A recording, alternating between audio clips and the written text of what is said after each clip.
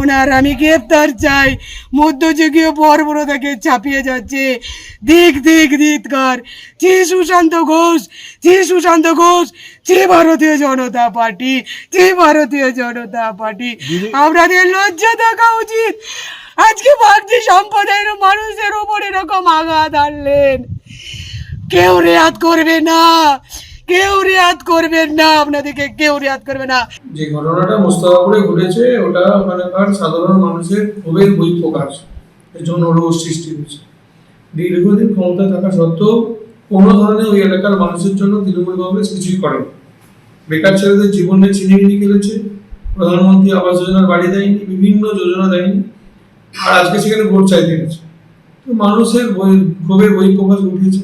আর এর পেছনে সিপিএম এর কিছু লোক আছে বলে তারা উস্কানি দিয়েছে। এখানে বিজেপির কোনো দোষ নেই।